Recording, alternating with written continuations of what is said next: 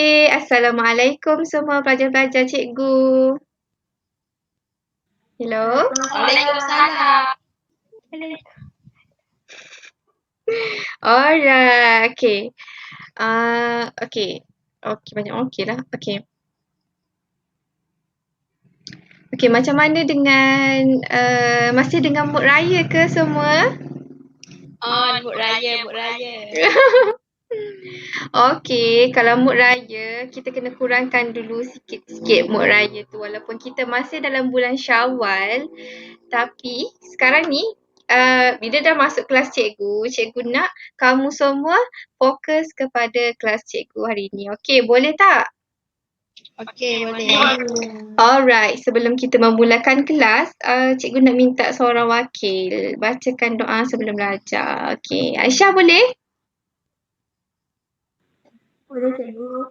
Alright, silakan. Bishrah li sadri wa yassir li amri wahlul 'uqdatam min lisani yafqahu qawli. Amin. Amin. Amin. Alright, terima kasih bacakan doa untuk kelas kita pada pagi ini. So, okey. Tahu tak tajuk apa yang cikgu nak ajar hari ni? Sangat menarik ni sebab tajuk ni kan dia berkaitan dengan persekitaran kita. Cuba teka, cikgu bagi hint. Dia bentuk warna hijau. Lepas tu dia ada sentiasa di sekeliling kita. Apa dia? Cuba teka. Pokok. Daun. Lagi? Pokok. Yes, betul. Pokok, daun, ya betul. Ia berkaitan dengan tumbuhan.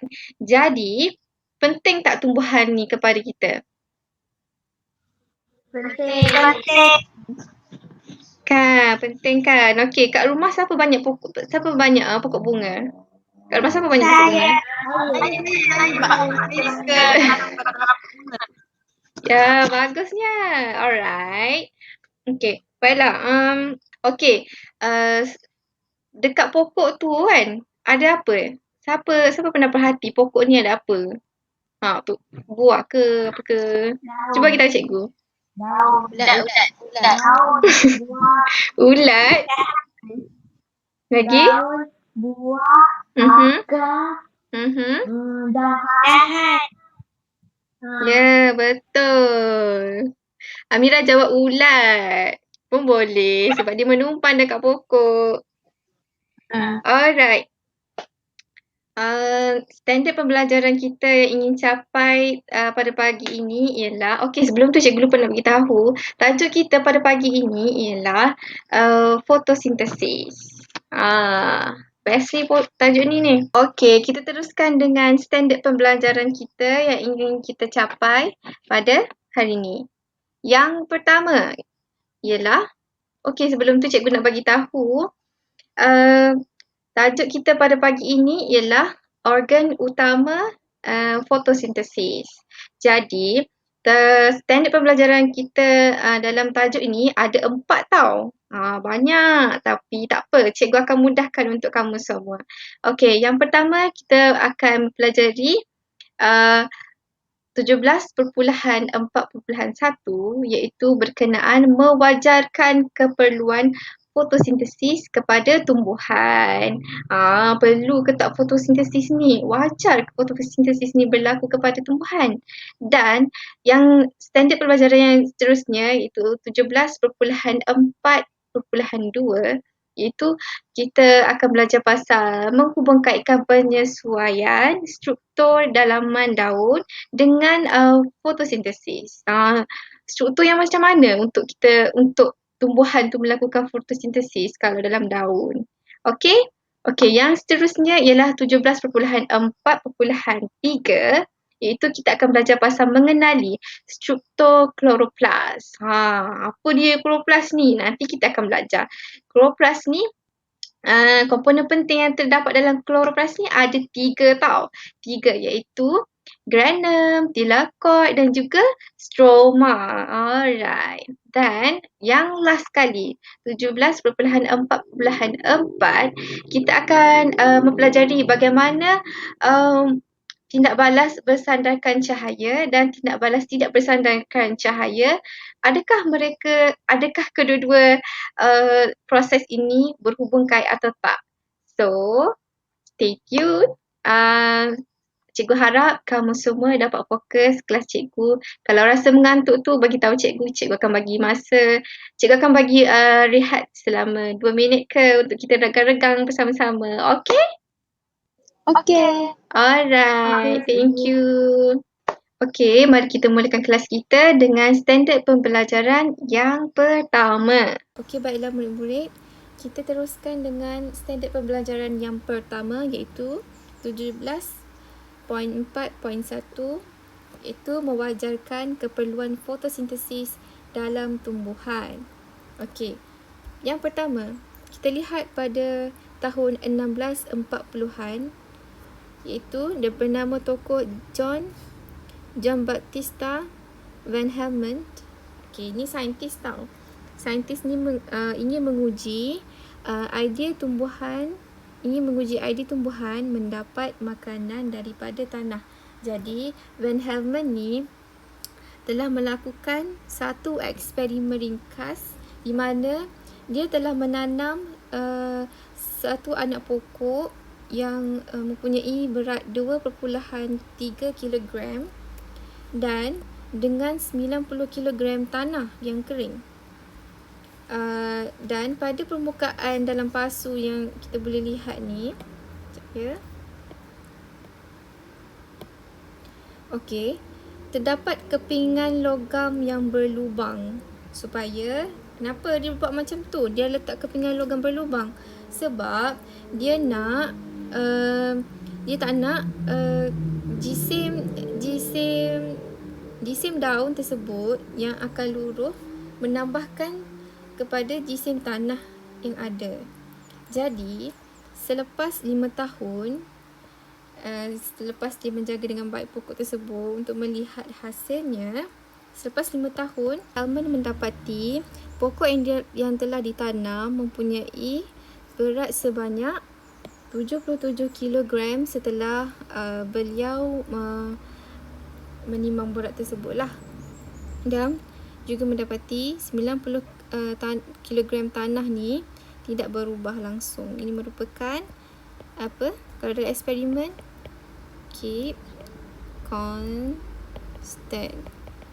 So, yang bergerak balas adalah berat pokok RV, responding variable kita.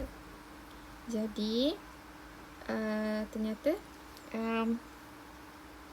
di sini dia dapat menyimpulkanlah tumbuhan mendapat makanan daripada tanah.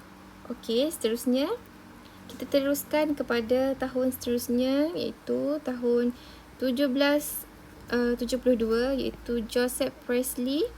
Dia mengatakan tumbuhan ni membebaskan oksigen ke atmosfera.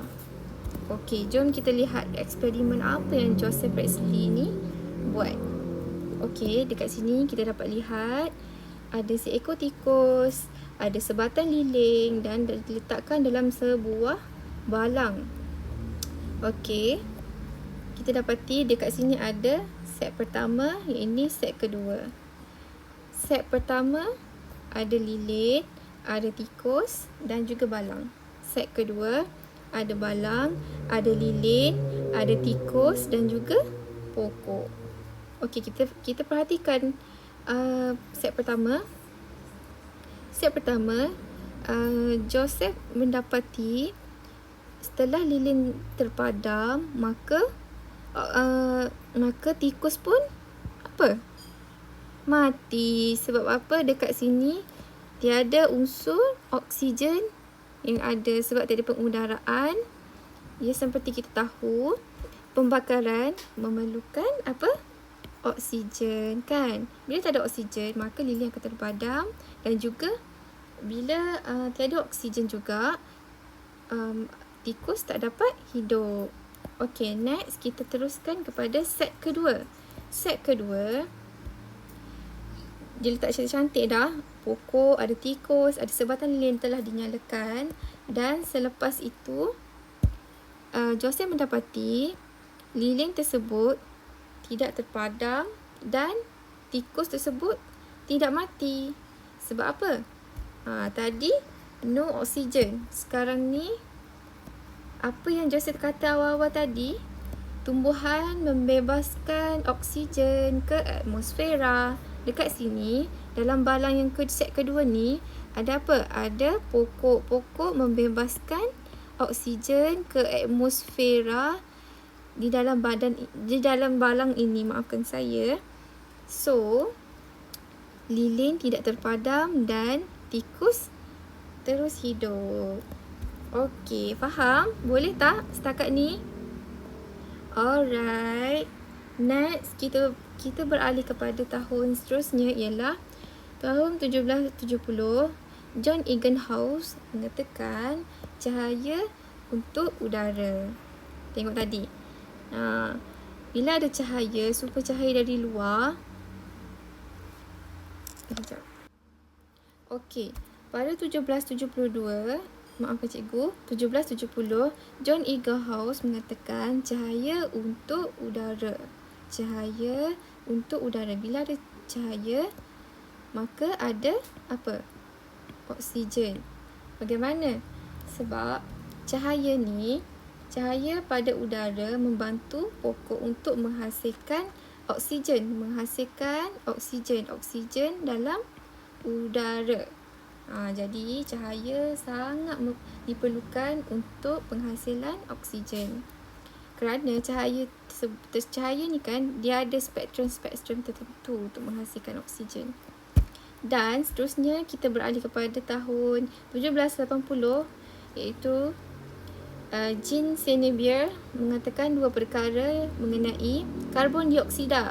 Karbon dioksida ni perlu sebelum membebaskan oksigen. Dan karbon dioksida juga merupakan sumber karbon untuk tumbuhan membina makanan, ataupun senang kita faham, untuk membuat makanan. Sebab kalau tak ada karbon dioksida ni, macam mana tumbuhan nak buat makanan? Sebab itulah perlunya karbon dioksida ni kepada tumbuhan untuk membuat makanannya. Dan seterusnya ialah 1842, Robert Mayer ni mengeluarkan term yang baru, iaitu fotosintesis. Robert Mayer ni mengatakan fotosintesis ni adalah proses di mana tenaga cahaya ditukarkan kepada tenaga kimia. Okey.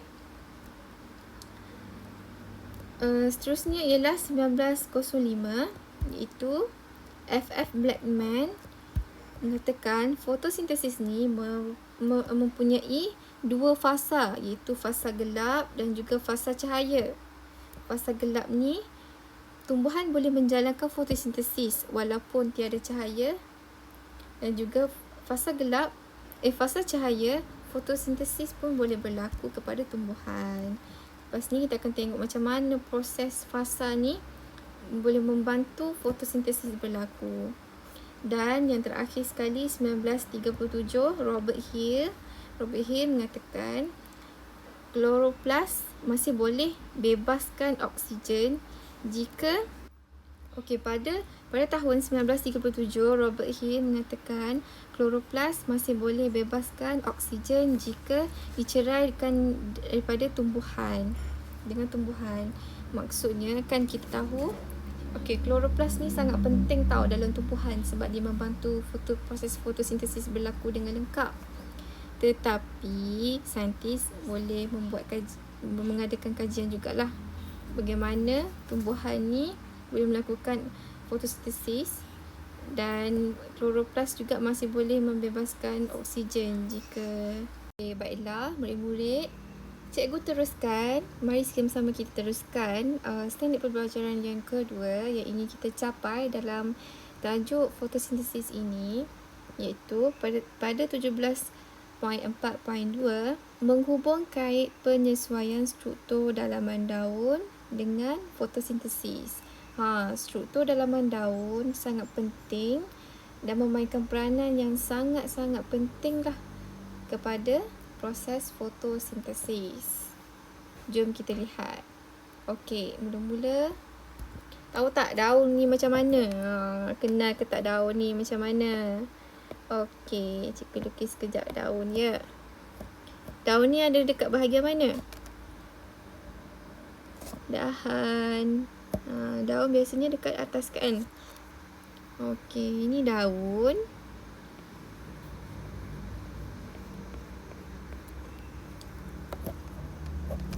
Okey. So, dekat sini cikgu dah lukis siap-siap kerata rentas bagi daun.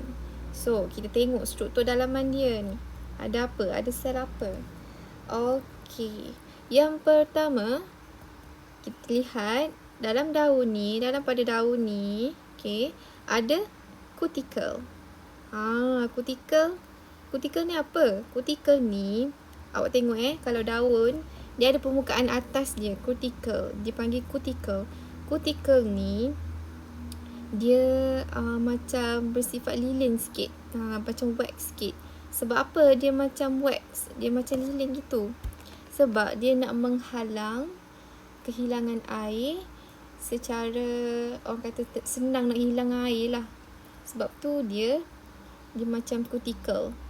Dia berlilin sedikit untuk mengelakkan kehilangan air secara mudah. Sebab daun kan sangat apa orang kata, daun ni dia sangat mudah terdedah dengan persekitaran. That's why dekat daun ada kutikel. Okey. Dekat bahagian atas ada kutikel, dekat bahagian bawah pun ada. Alright. Next is kita pergi kepada epidermis atas. Of course lah ada epidermis atas dengan epidermis bawah. Epidermis ni layer epidermis, kulit bahagian atas, bahagian bawah. And then ada mesophyll palisade. Mesophyll palisade. And then ada mesophyll berspan. Jangan tertukar pula. Mesophyll palisade ni susunan dia sangat rapat-rapat seperti yang awak dapat lihat. Sangat rapat, sangat pack berbanding mesophyll berspan. Nama pun berspan. Span kan dari lubang-lubang. So, dia pun duduk jauh-jauh lah. Jauh-jauh antara satu sama lain. And then kita ada, of course, yang wajib dalam tumbuhan, iaitu xylem dan juga phloem. Siapa ingat apa fungsi xylem ni? Apa fungsi phloem ni? Cuba ingat balik apa yang telah kita belajar pada pelajaran yang lepas. Fungsi xylem ialah, Amalin, boleh tolong cikgu, apakah fungsi xylem? Fungsi xylem adalah untuk mengangkut Okey, air. good, pandai. Kalau phloem? Phloem mengangkut nutrien. Alright, good job. And then epidermis bawah tadi cikgu dah bagi tahu. And then kita ada sel pengawal. Sel pengawal yang mengawal bahagian bawah daun. Ni sel bawah tau, bahagian bawah daun. Alright. Faham tak setakat ni? Boleh tengok dengan jelas apa yang cikgu lukis. Kalau tak faham, beritahu. Okey, lagi satu. Fotosintesis. Proses fotosintesis ni, kamu tahu ke fotosintesis ni apa? Fotosintesis ialah suatu proses yang berlaku pada tumbuhan di mana proses ini dijalankan dengan bantuan cahaya matahari. Ya, betul. Tanpa cahaya matahari, maka proses fotosintesis susah berlaku. Okey.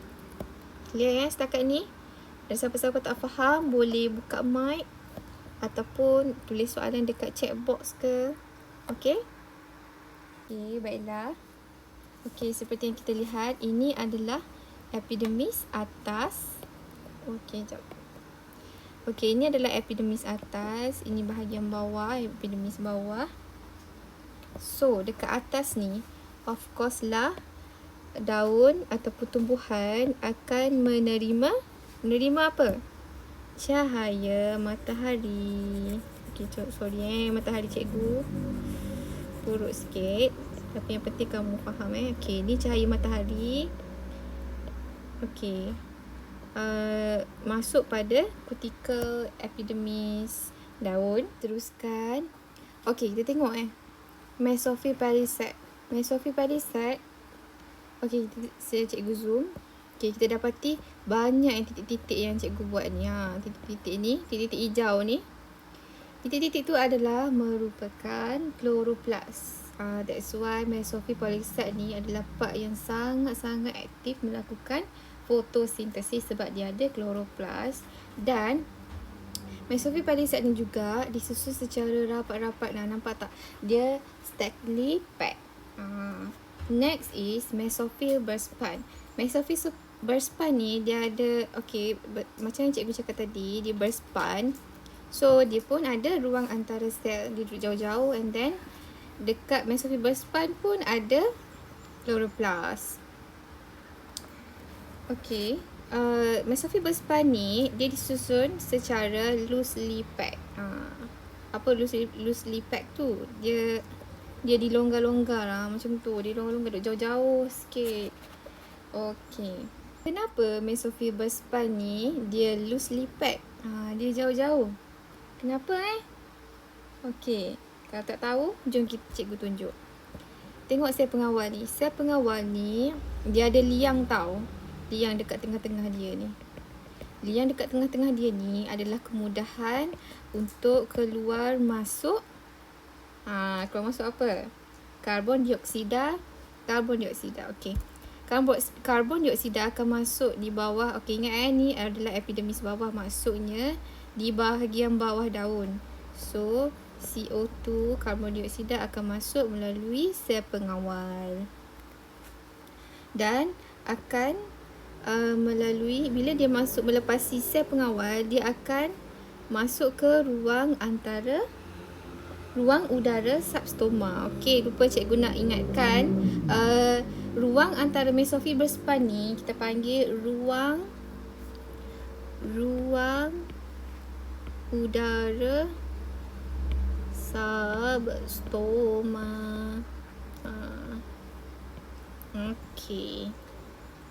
Jadi karbon dioksida ni sangat boleh melepasi Mesophyll burspan ni untuk apa? Untuk sampai kepada Mesophipalisad.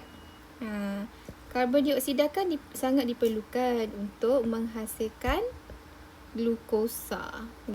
Kita tinggal dulu. Karbon dioksida berada di ruang udara substoma. Jadi kita fokus kepada xilem sekejap.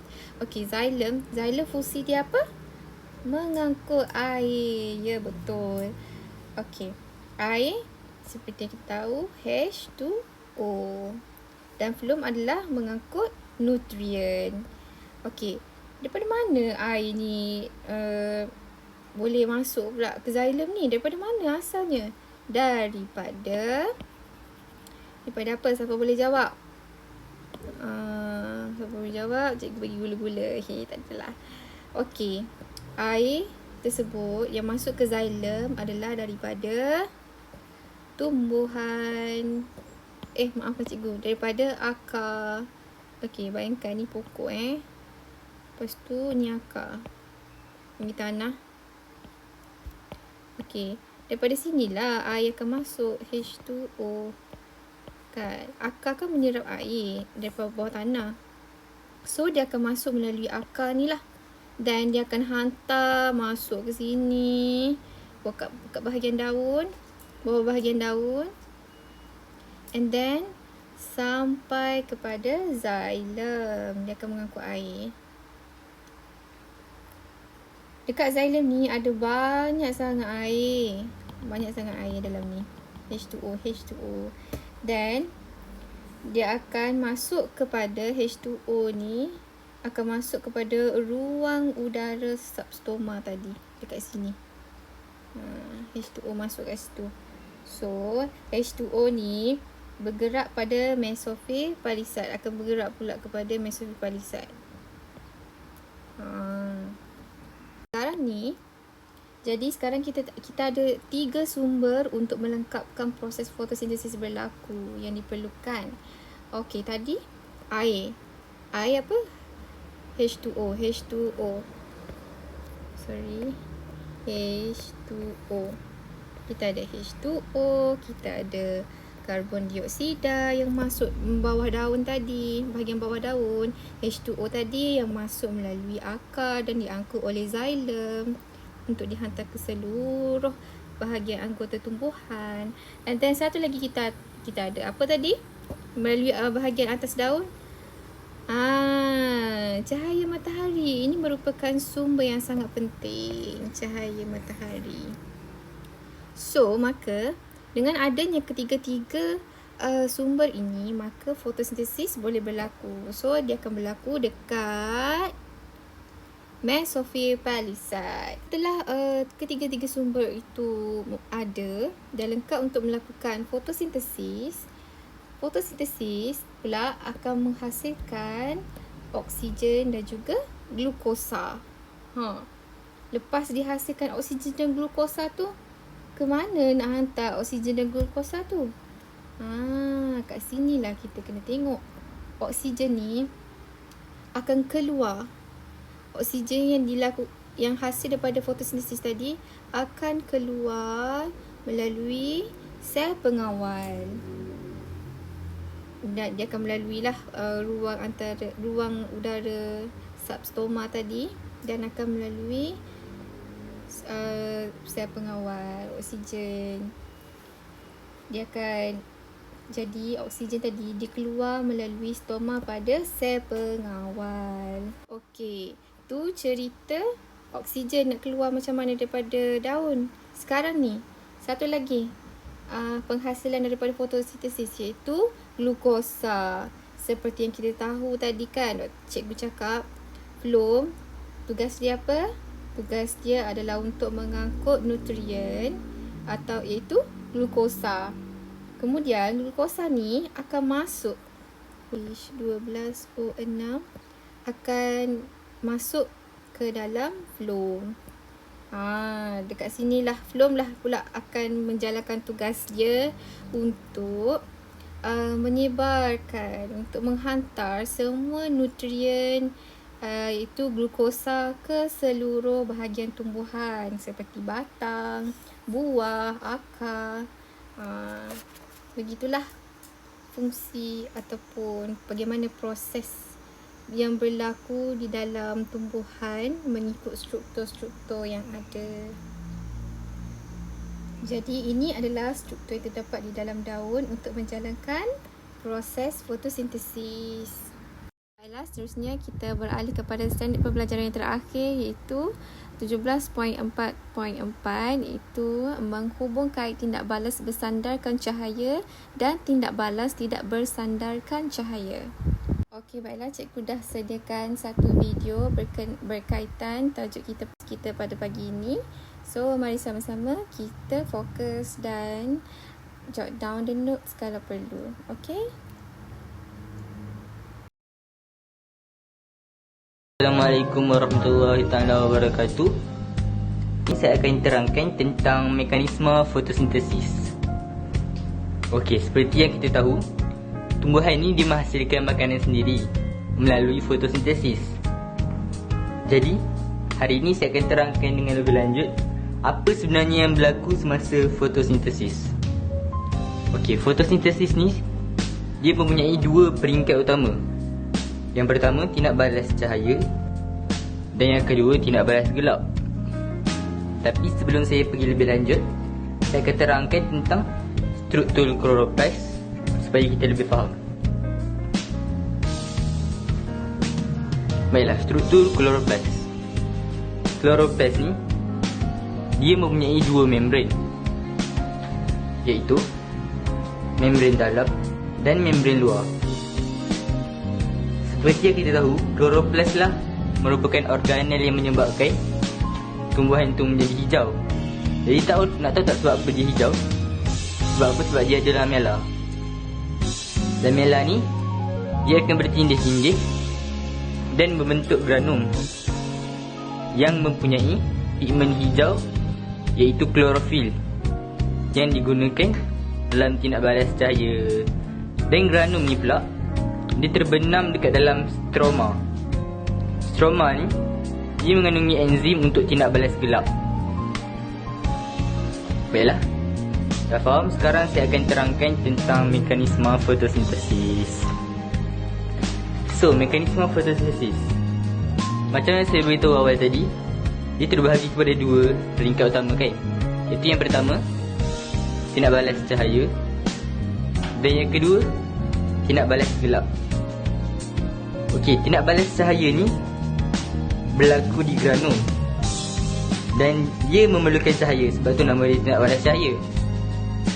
Jadi, tenaga cahaya daripada cahaya matahari akan diserap oleh klorofil dan digunakan untuk memecahkan molekul air H2O ni kepada ion hidrogen dan ion hidroksida. Dan proses ini dinamakan proses fotolisis air.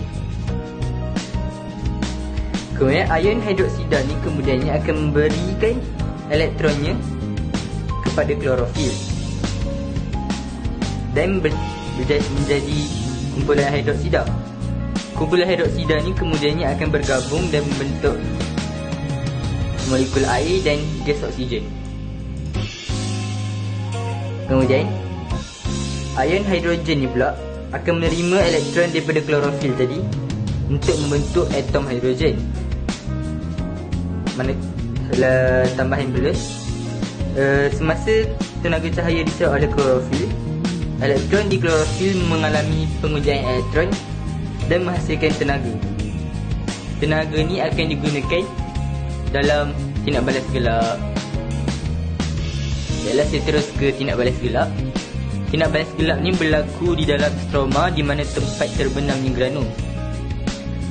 Atom hidrogen yang terhasil dalam tindak balas cahaya tadi akan digunakan untuk menurunkan gas karbon dioksida kepada glukosa dengan bantuan enzim yang terdapat dalam stroma dan juga tenaga daripada tindak balas cahaya tadi.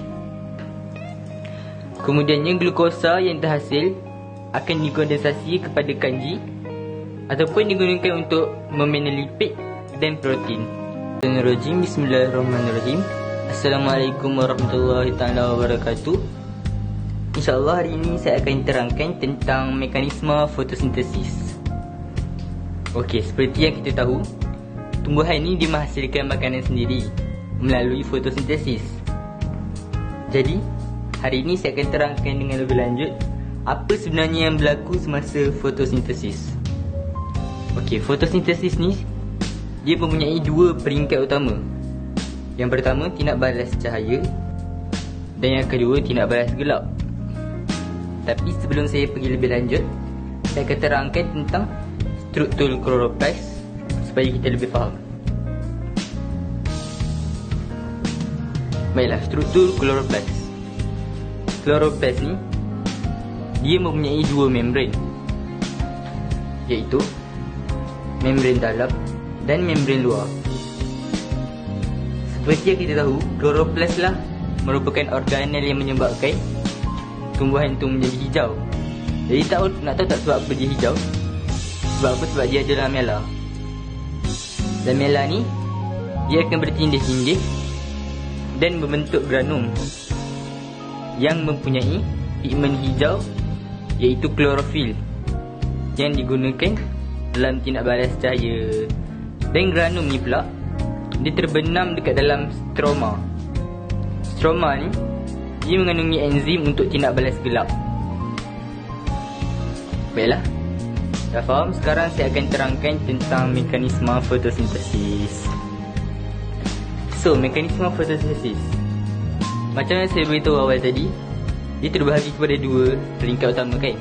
Iaitu yang pertama, tindak balas cahaya, dan yang kedua, tindak balas gelap.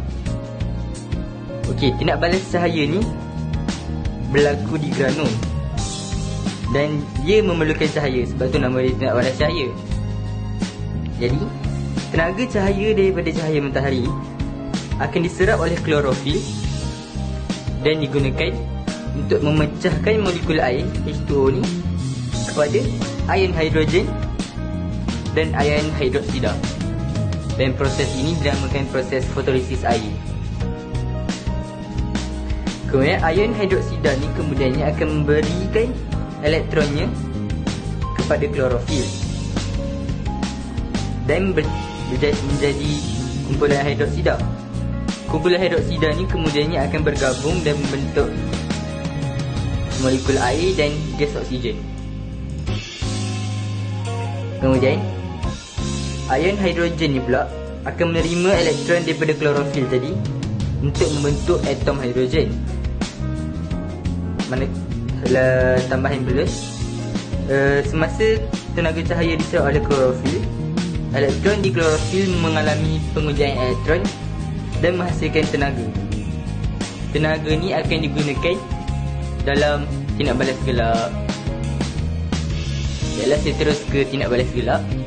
Tindak balas gelap ni berlaku di dalam stroma di mana tempat terbenamnya granul. Atom hidrogen yang terhasil dalam tindak balas cahaya tadi akan digunakan untuk menurunkan gas karbon dioksida kepada glukosa dengan bantuan enzim yang terdapat dalam stroma dan juga tenaga daripada tindak balas cahaya tadi. Kemudiannya glukosa yang terhasil akan dikondensasi kepada kanji ataupun digunakan untuk membina lipid dan protein.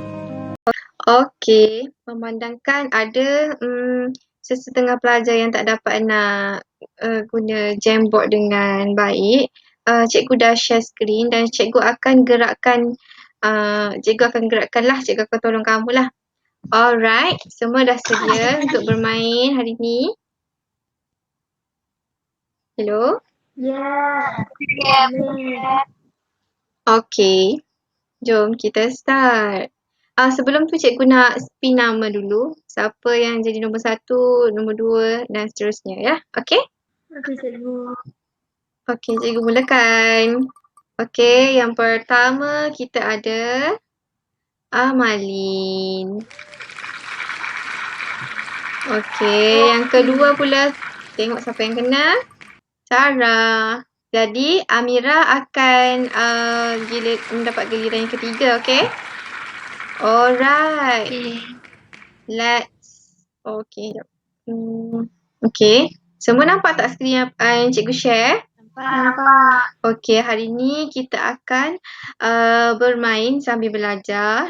Cikgu dah sediakan permainan lebih kurang macam snake and ladder. Siapa pernah main yang macam udam ular tu? Okay. Kecil dulu. Okay, bagus. Kat sini cikgu akan tolong putarkan dadu untuk kamu lah. Okey, yang pertama tadi Aisyah kan? Okey, Amalin dapat 3. So, yang ni boleh tak? So, Amalin. Okey, good. Amalin akan bergerak sebanyak 3 petak ke depan dan soalannya adalah CO2 adalah simbol bagi Karbon dioksida. Pandai. Good. So, jawab betul. Dia akan maju petak ke depan. Okey, maafkan cikgu. Cikgu lupa nak bagi tahu peraturannya. Okey, siapa yang berjaya menjawab soalan akan maju ke hadapan satu petak. Siapa yang tak dapat jawapan, dia akan undur satu langkah ke belakang. Okey, semua? Okey, yang kedua, giliran yang kedua ialah Sarah kan? Okey. Sarah sedia? Okey, kejap Sarah. Okey, nombor 3 juga. Sarah akan bergerak 3. 1, 2, 3. Okey, Sarah. Soalannya adalah berbunyi, sekiranya tiada cahaya matahari, apakah akan berlaku kepada tumbuhan? Fotosintesis tidak dapat berlaku. Pandai. So, dia akan maju selangkah ke depan mengikut Aisyah. Macam sunyilah pula cikgu pasal lagu kejap. Okey, baru best sikit kita nak main. Okey, Sarah dah tadi kan? Okey, Amira pula. Amira, cikgu akan rollkan dice untuk kamu. Okey, 2. Amira akan bergerak 2 petak. 1, 2. Okey, soalan untuk Amira ialah apakah hasil tindak balas fotosintesis? Glukosa dan oksigen. Pandai. So, betul. Okey, selangkah ke depan. Okey, Aisyah pula.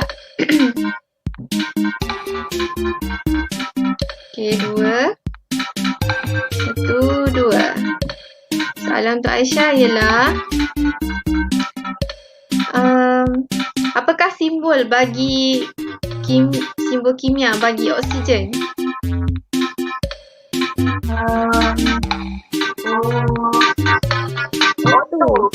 Ya, betul. Selangkah ke depan. Dan Sarah sedia dengan soalan cikgu. 2 juga. 1, 2. Okey, soalan untuk Sarah ialah apakah maksud proses fotosintesis? Apakah maksud proses fotosintesis? Aku tak ingat. Nice, okay. So, Sarah tak ingat, tak boleh jawab kan. Dia akan selangkah ke belakang. Okay, proses fotosintesis. Okay, tak apa. Jangan putus asa.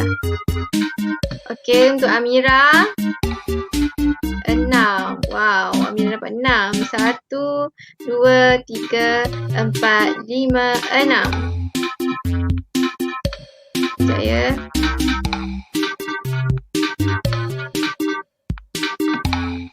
Amira, soalan untuk Amira. Apakah kepentingan proses fotosintesis kepada tumbuhan dan haiwan?